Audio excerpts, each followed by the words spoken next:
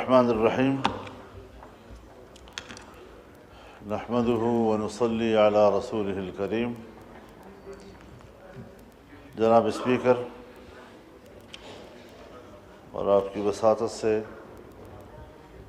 تمام معزز اراکین ایوان،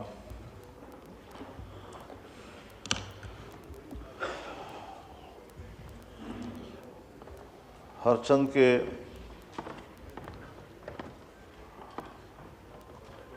اس ایوان کی عوامی نمائندگی پر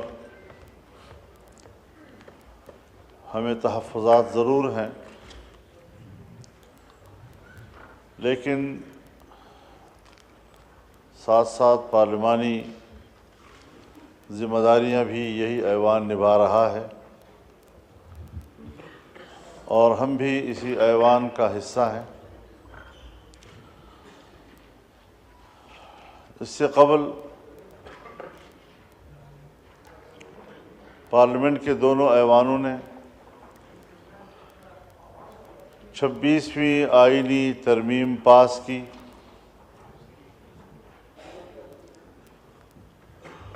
اور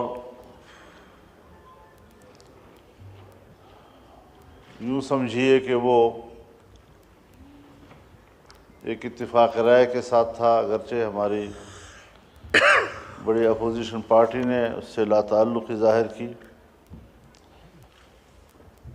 لیکن اس حوالے سے مذاکرات کا جو عمل 1 مہینے سے زیادہ عرصے تک رہا، اس میں تمام پارٹیاں حکومتی بینچز پہ یا اپوزیشن بینچز پہ سب آن بورڈ تھیں، اور سیاست میں یہی ہوتا ہے کہ مذاکرات ہوتے ہیں، دونوں فریق ایک دوسرے کو سمجھاتے ہیں، دلائل سے سمجھاتے ہیں اور بالآخر مسئلہ ایک حل پہ پہنچ جاتا ہے۔ اسی میں جناب اسپیکر دینی مدارس کے حوالے سے ایک بل بھی تھا، اور میں اس حوالے سے کچھ ہسٹری آپ کے سامنے بھی، ایوان کے سامنے بھی رکھنا چاہتا ہوں۔ 2004 میں حکومت اور دینی مدارس کے درمیان مذاکرات ہوئے۔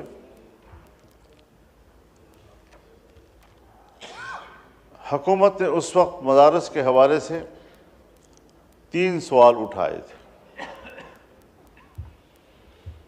پہلا سوال یہ تھا کہ دینی مدارس کا مالیاتی نظام کیا ہے، دوسرا یہ کہ دینی مدارس کا نصاب تعلیم کیا ہے، اور تیسرا یہ کہ دینی مدارس کا تنظیمی ڈھانچہ کیا ہوتا ہے۔ ان تینوں سوالات پر مذاکرات ہونے کے بعد جب حکومت مطمئن ہو گئی تو اس وقت ایک قانون سازی ہوئی، اور اس میں اتنا ضرور کہا گیا کہ دینی مدارس اس حوالے سے محتاط رہیں گی کہ کسی طرح بھی کوئی اس میں فرقہ وارانہ تعلیم نہ ہو، شدت پر آمادہ کرنے والا کوئی مواد پیش نہ کیا جائے۔ البتہ تقابل ادیان کے حوالے سے اور تقابل مذاہب کے حوالے سے علمی بحث اگر استاد کرتا ہے تو وہ اس سے مستثنیٰ ہوگا۔ کچھ بعد میں مشکلات آتی رہیں، ہماری خفیہ ایجنسیاں وہ مدارس میں براہ راست جاتی تھیں، وہاں پر ڈرانے دھمکانے پریشان کرنے کا ایک سلسلہ چل رہا تھا، جس پر سنجیدہ شکایت اٹھی، اور 2010 میں ایک پھر معاہدہ ہوا کہ کسی بھی مدرسے کے حوالے سے کوئی شکایت براہ راست مدرسے میں جا کر نہیں کی جائے گی، بلکہ اس تنظیم سے کی جائے گی جس کے ساتھ اس مدرسے کا الحاق ہے۔ ہمارے نزدیک تو معاملات طے تھے۔ پھر اس کے بعد 18ویں ترمیم پاس ہوئی تو خود حکومت نے اس وقت یہ سوال اٹھایا کہ مدارس 1860 کی سوسائٹیز ایکٹ کے تحت رجسٹرڈ ہوتی ہیں، اور چونکہ اب وہ صوبائی مسئلہ بن گیا ہے، لہذا آپ وفاقی وزارت تعلیم کے ساتھ خود کو وابستہ کر لیں۔ یہ یعنی جیسے ہم ایک ڈاک خانہ تبدیل کر رہے ہیں دوسرے ڈاک خانے میں۔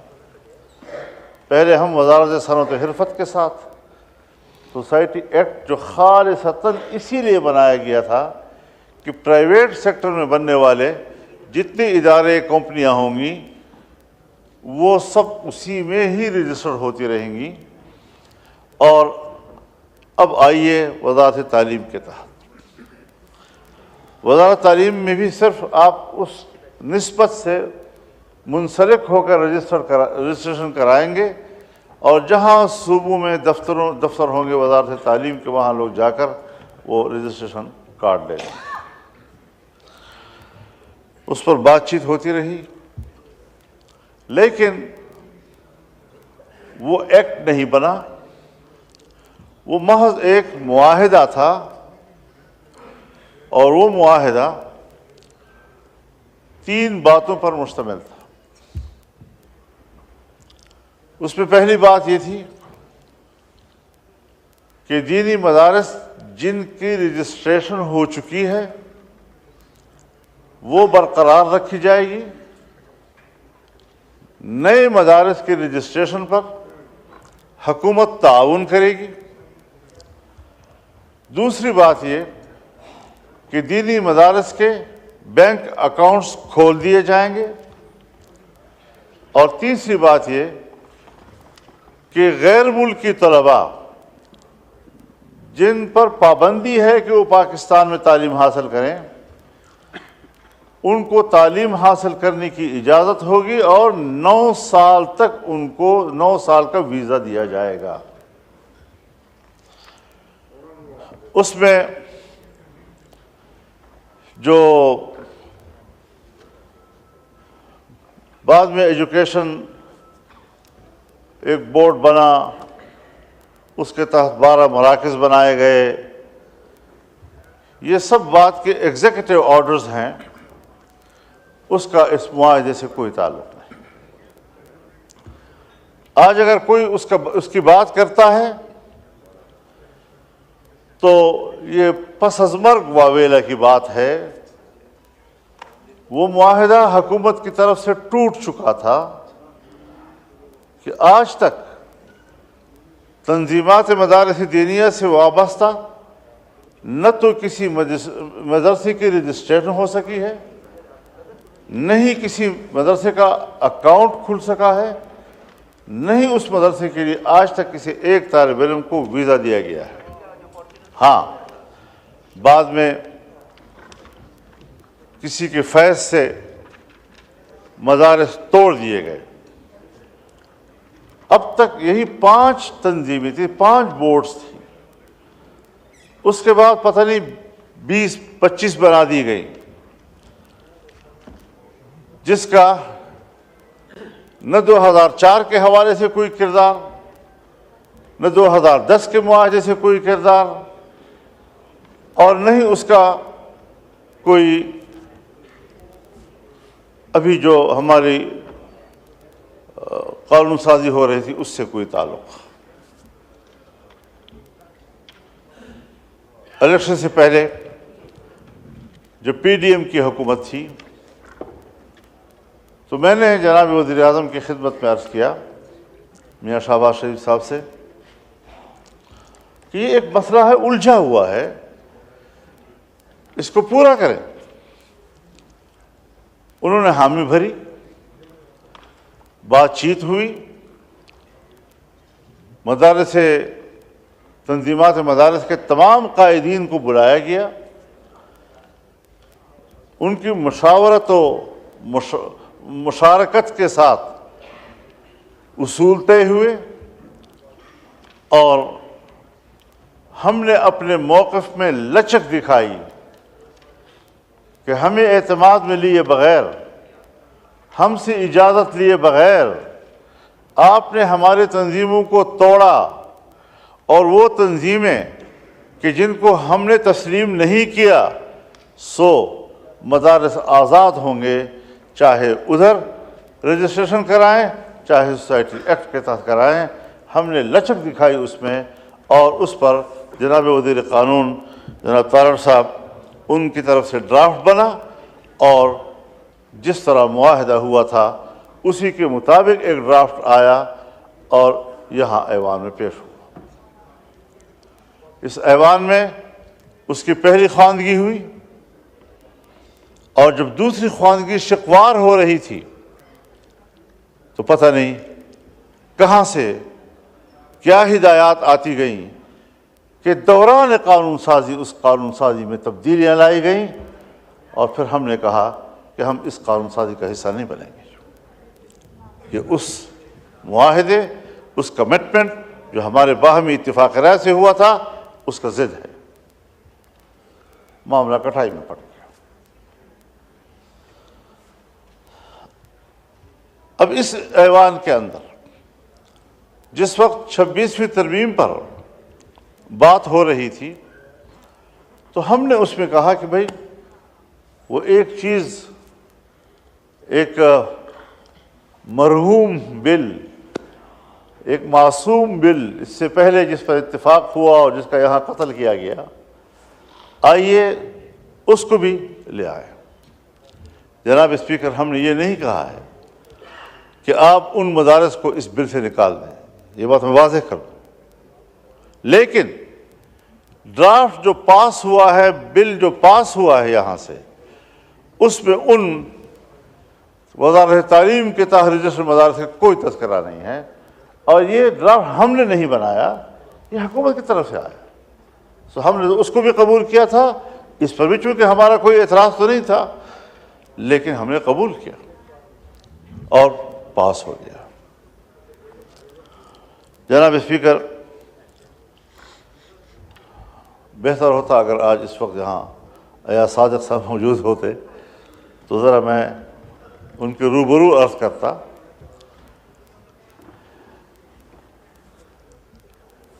یہاں 20 اکتوبر اور 21 اکتوبر یعنی 12 بجے کے بعد رات کے صبح تک یہ قانون قومی اسمبلی سے بھی پاس ہو گیا، سینٹ سے پہلے پاس ہو چکا تھا۔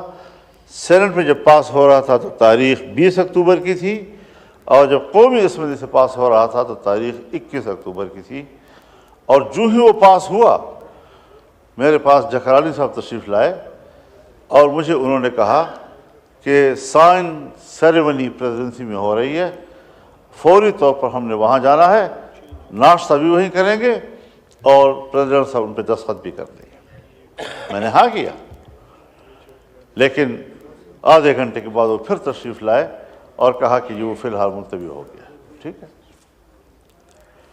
اب سوال یہ ہے حضرت کہ 28 اکتوبر کو جناب صدر اس بل پر ایک اعتراض بھیجتے ہیں، اور ظاہر ہے کہ دونوں ایوانوں میں جب ایک بل آتا ہے تو جس ایوان میں آخر میں پاس ہوتا ہے اسی سے پریزیڈنسی میں جاتا ہے، اور وہاں سے کوئی آبجیکشن ہوتا ہے تو وہاں سے بھی اسپیکر قومی اسمبلی کے پاس پھر آیا، کیونکہ یہاں آخر میں پاس ہوا اور آبجیکشن آیا، اور اسپیکر صاحب نے اس کی تصحیح کر دی، اس کو ایک قلمی غلطی قرار دے کر۔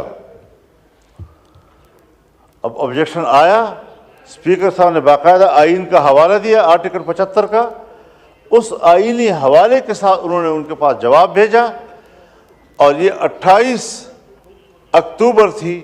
اس کا معنی یہ ہے کہ جناب صدر کو یہ بل موصول ہو چکا تھا،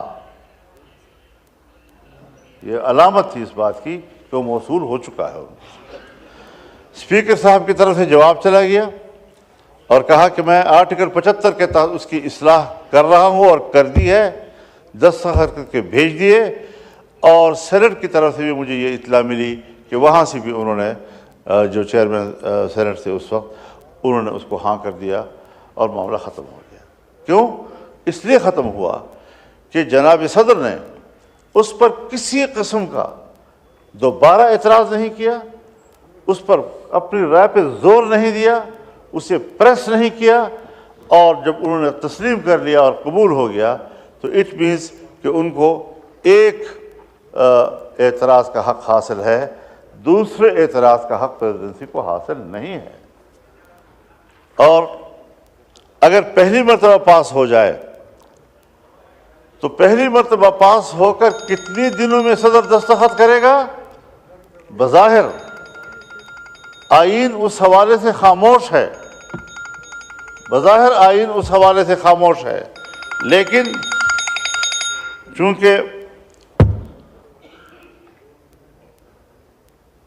صدر جناب عارف علوی صاحب کے وقت میں ایک بل یہاں سے گیا، انہوں نے اس پر 10 دن کے اندر دستخط نہ کیے تو یہاں پر ایکٹ پاس کیا گیا، اس کا نوٹیفیکیشن کر دیا گیا۔ سو اگر آئین کا پہلا حصہ وہ خاموش ہے اس حوالے سے، لیکن نظیر قائم ہو گئی، اور اس نظیر کے تحت آج ہم کہہ سکتے ہیں کہ صدر کا وہ اعتراض ویلڈ تھا اور اس کا جواب ہو چکا، اب اس کے پاس دوسرے اعتراض کا کوئی آئینی استحقاق حاصل نہیں ہے۔ لیکن انہوں نے بعد میں کوئی 13 نومبر کو، یعنی 20 اکتوبر کے بعد یا 21 اکتوبر کے بعد 13 نومبر، جس میں 10 دن گزر چکے، یہاں پر آئین صراحت کے ساتھ کہتا ہے کہ اگر 10 دن کے اندر وہ دستخط نہیں کرتے تو پھر وہ ایکٹ بن جائے۔ ہماری قطعی رائے یہ ہے، اور اس پر تمام تنظیمات مدارس نے کل اجلاس کیا اور متفقہ موقف تمام معلومات اور میٹیریل کی بنیاد پر انہوں نے طے کیا کہ یہ ایکٹ بن چکا ہے۔ اور جناب اسپیکر سردار ایاز صادق صاحب، انہوں نے ایک ٹی وی انٹرویو میں یہ الفاظ استعمال کیے کہ ہماری کتابوں کے مطابق تو یہ ایکٹ بن چکا ہے۔ سوال یہ ہے کہ یہ باتیں کرنا کہ جی وہ بھی تو مدارس ہیں، وہ بھی تو مدارس ہیں، تو تھوڑی سی تبدیلی اگر کر لی جائے تو وہی گنجائش جو پہلے نکالی گئی تھی اب بھی نکال لی جائے، ہمیں اس پر کوئی اعتراض نہیں ہے۔ لیکن بحث اس پہ نہیں ہے، بحث اس پر ہے کہ ایکٹ بن چکا ہے اور اس کا گزٹ نوٹیفیکیشن کیوں نہیں ہو رہا ہے؟ یہ کیا نظیر قائم کی جا رہی ہے؟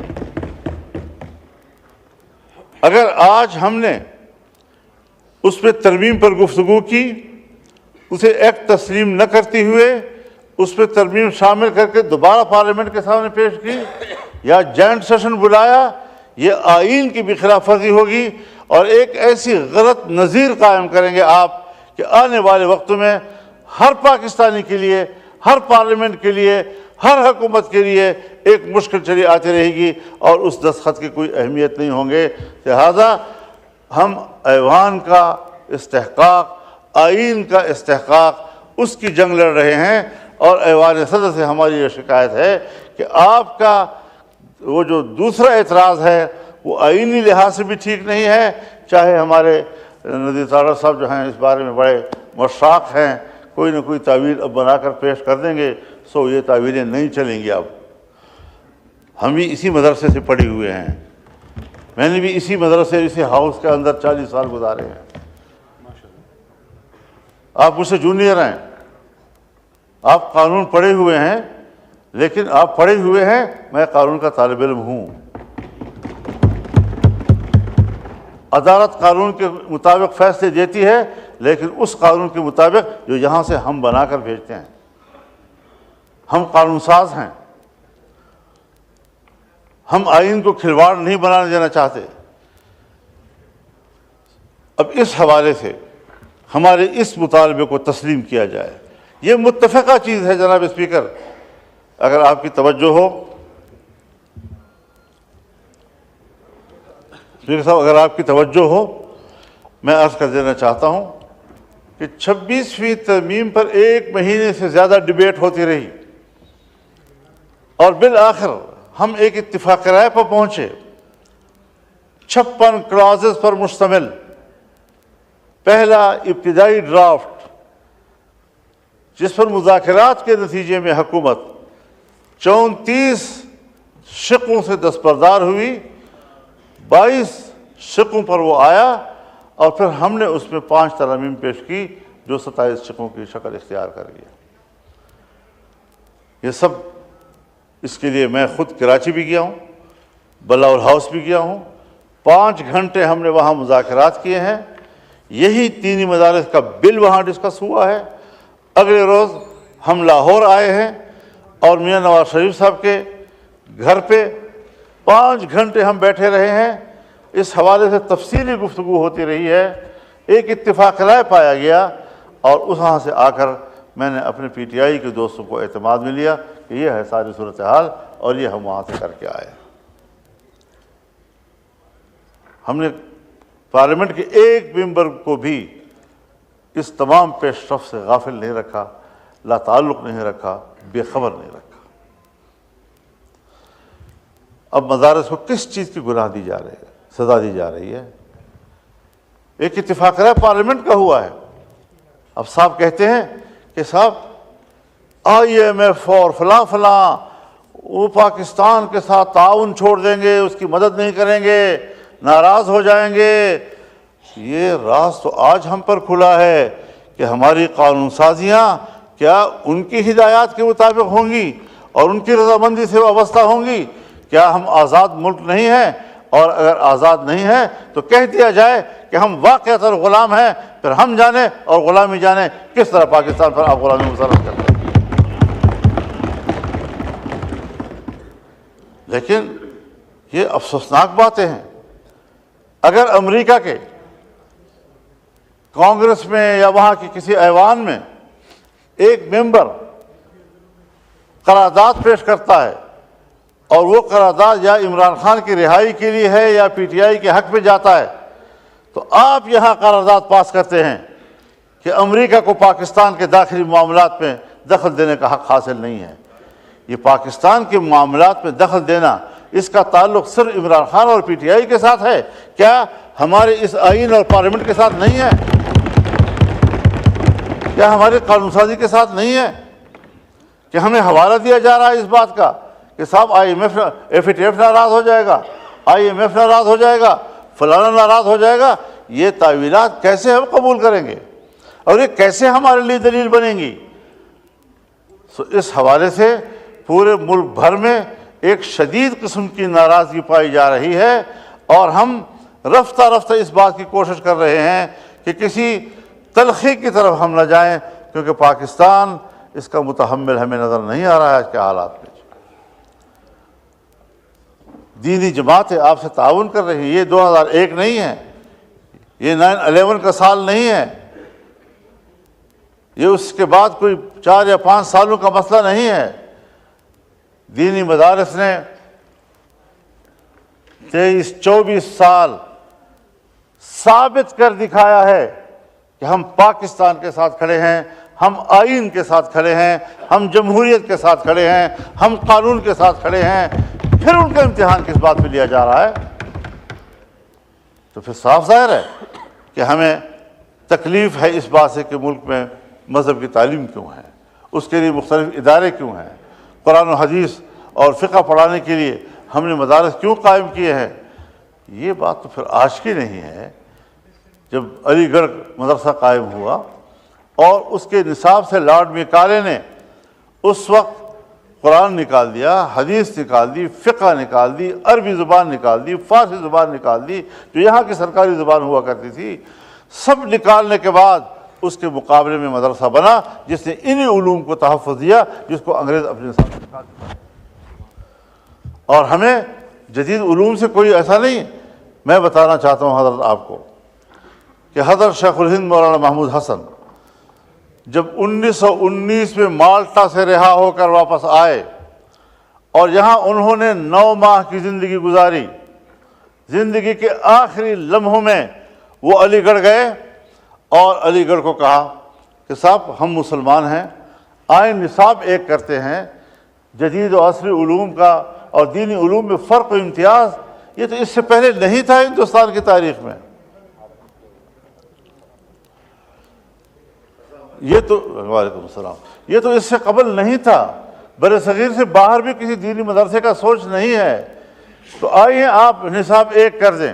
ان کو پذیرائی نہیں ملی، اور ہر چند کی ان کو پذیرائی نہیں ملی، تب بھی انہوں نے وہاں جامعہ ملیہ قائم کیا، مشترکہ نصاب کے حوالے سے وہ آگے پروان نہیں چڑھ سکا۔ آج وہ جامعہ ملیہ میں دلی کا سب سے بڑی یونیورسٹی ہے، پاکستان بن گیا۔ پاکستان بننے کے بعد مولانا شبیر احمد عثمانی، قائد اعظم محمد علی جناح کے رفیق، پاکستان کا پہلا جھنڈا انہوں نے لہرایا، اور مفتی محمد شفیع عثمانی جو مولانا تقی عثمانی اور رفیع عثمانی صاحب کے والد بزرگوار تھے رحمۃ اللہ علیہ، وہ 51 تک اس بیوروکریسی کے ساتھ، اس حکومت کے ساتھ رابطے میں رہے کہ اب تو نہ ہندو ہے نہ انگریز ہے، آئیں ایک نئے ملک میں ہم ایک نیا نصاب تجویز کرتے ہیں تاکہ ہمارے بچے جو ہیں وہ تقسیم نہ ہوں۔ لیکن یہاں پر بھی ان کو پذیرائی نہیں ملی۔ اب دینی مدرسے کے نصاب کو قبول نہ کرنا، یہ پاکستان کی ابتدا سے لے کر آج تک ہماری بیوروکریسی اور ہماری اسٹیبلشمنٹ کی ایک ذہنیت ہے، اور وہ ذہنیت کار فرما ہے جس کو آج 9/11 کے بعد ایک نئی سپورٹ عالمی سطح پر مل رہی ہے، اور وہ کسی طریقے سے بھی مدارس کے نظام کو تہس تہس کرنا چاہتے ہیں۔ کیوں کر رہے ہو؟ ہم نے تو جدید علوم کا انکار نہیں کیا۔ آپ نے کہا میٹرک پڑھاؤ، ہم نے کہا میٹرک پڑھائیں گے۔ آپ نے کہا BA FA FSC پڑھاؤ، ہم وہ کریں۔ آپ نے کہا A لیول O لیول پڑھاؤ، ہم نے کہا بالکل ٹھیک ہے۔ آپ نے کہا کہ یونیورسٹیوں میں جو مضامین پڑھائے جاتے ہیں کم از کم 3 مضامین کا آپ کے بچے امتحان دے دیں، تو اس کے بعد ہم آپ کو BA اور MA کے گریجویشن کے سرٹیفکیٹ آپ کو مہیا کر دیں گے، ڈگریاں مہیا کر دیں گے۔ حضرت ہم نے اور ہمارے بچوں نے آپ کے سکولز یونیورسٹیز کے بورڈ میں امتحانات دیے ہیں۔ میرے تعلیمی ادارے کے بچوں نے جب آپ کے بورڈز کے اندر امتحان دیے تو پہلی پوزیشن بھی دینی مدرسے کے طالب علم نے لی، دوسری پوزیشن بھی دینی مدرسے کے طالب علم نے لی، اور تیسری پوزیشن بھی دینی مدرسے کے طالب علم نے لی۔ شرح دیکھ لیں، ہمارے بچے، علماء اور مدارس کے بچے کس شرح کے ساتھ کالج پڑھ رہے ہیں اور اسکول پڑھ رہے ہیں اور یونیورسٹی میں جا رہے ہیں، اور آپ اپنی بھی شرح دیکھ لیں کہ آپ کے بچے کتنے مدرسے میں آتے ہیں اور مدرسے میں قرآن و حدیث کے علوم حاصل کرتے ہیں۔ ہم تو آج بھی، میں تو جدید علوم اور قدیم علوم اور عصری علوم اور دینی علوم، اس کے فرق کو تسلیم ہی نہیں کرتا۔ اس کی ضرورت کیا ہے؟ کیا حضرت نوح علیہ السلام کے پاس لکڑی کا علم نہیں تھا؟ اور لکڑی کا علم تھا تو کشتی بنائی نا۔ کیا حضرت داؤد علیہ السلام کے پاس لوہے کا علم نہیں تھا؟ لوہے کا علم تھا تو آپ زرہ بناتے تھے، آپ خود بناتے تھے۔ یوسف علیہ السلام، کیا ان کے پاس علم ریاضی اور حساب کتاب اور معاشیات کا علم نہیں تھا؟ تبھی تو انہوں نے خود پیشکش کی کہ مصر کی معیشت کو بہتر بنانے کے لیے اجعلنی علی خزائن الارض انی حفیظ علیم، مجھے اس کے خزانے کا نظام دیا جائے، میں بہت اچھا اس نظام کو جاننے والا ہوں۔ اپنی خدمات خود پیش کی۔ اب اگر انبیاء کرام انہوں نے یہ صنعتیں اور یہ حرفت وہ ہمیں سکھائی، قرآن نے اس کا تذکرہ کیا، تو یہ علوم بھی تو انبیاء کرام کے علوم ہیں، ہم کیسے اس کا انکار کریں گے؟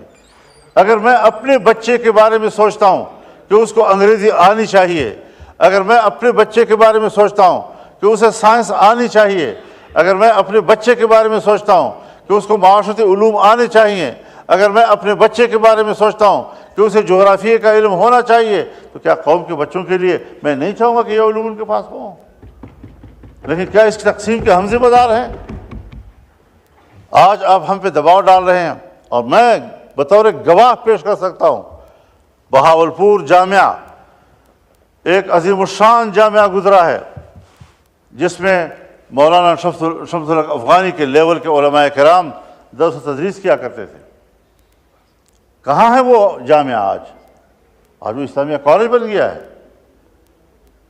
پشاور میں جو اسلامیہ کالج ہے، جب اس کا قیام ہوا تھا تو اس کا نام دارالعلوم الاسلامیہ تھا۔ آج جا کر ذرا دیکھیں نا، کیا علوم اسلامیہ کا وہاں کوئی تصور ہے؟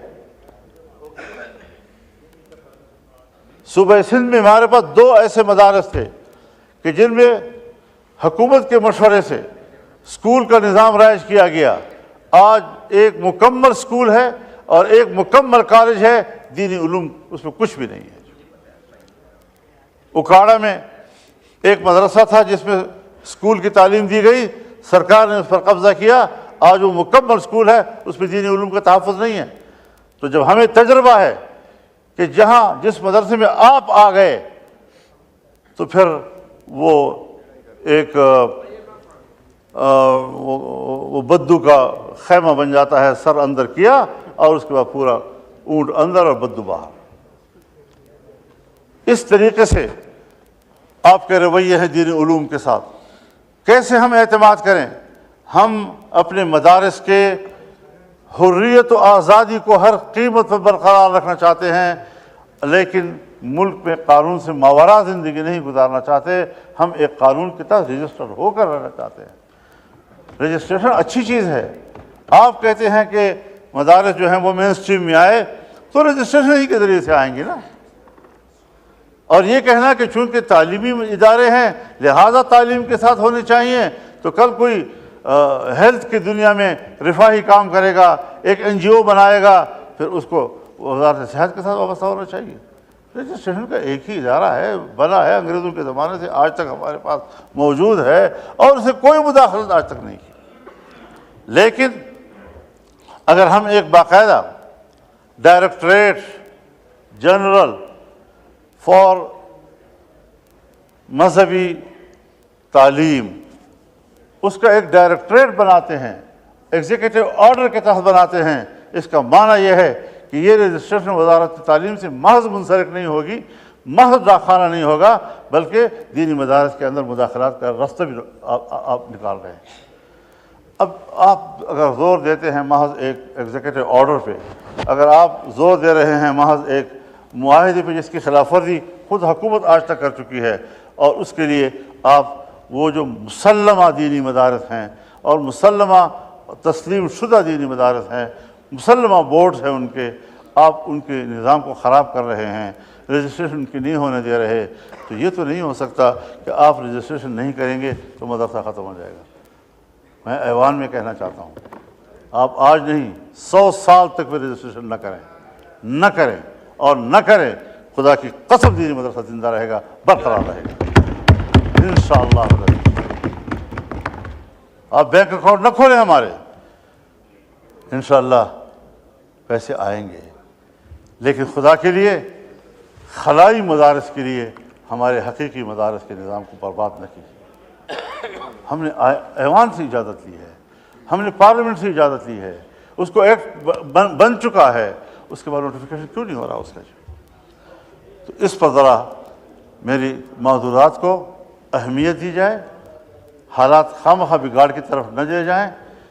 پہلے ہم نے اپنا جماعت کا موقف دیا تھا، اب تمام تر تنظیمات مدارس دینیہ نے رات کو میٹنگ کر کے ایک واضح موقف دے دیا ہے کہ یہ ایکٹ ہے اور ہم اس کو ایکٹ تسلیم کرتے ہیں اور نوٹیفیکیشن کا مطالبہ کر رہے ہیں۔ تو اس چیز کو مد نظر رکھ کر یہ جو کہا جاتا ہے جوائنٹ سیشن بلایا جائے گا اور امینڈڈ جو ہے وہاں سے، کوئی امینڈڈ ہم قبول نہیں کریں گے۔ روایات کو خراب مت کرو، آئین کو خراب مت کرو، آئین میں جو چیز طے ہے اس کے مطابق ہو جانے تو بعد میں دیکھیں گے نا۔ ہم کسی کی تعلیم کا تو انکار نہیں کر رہے، تعلیم جہاں وہ کر سکتا ہے اس کو حق حاصل ہے، اسکول یونیورسٹی بھی ہیں، اور کتنے ادارے ہیں، کتنے رفاہی ادارے ہیں، غیر حکومتی ادارے ہیں، وہ آج بھی تو اسی سوسائٹی ایکٹ کا رجسٹر ہیں، لیکن صرف مدارس کو کیوں نشانہ بنایا گیا؟ مدارس میں تقسیم پیدا کیوں کی گئی؟ آپ چاہتے ہیں کہ علماء آپس میں لڑیں؟ ہم علماء نہیں لڑیں گے آپس میں، کوئی مسئلہ نہیں ہے.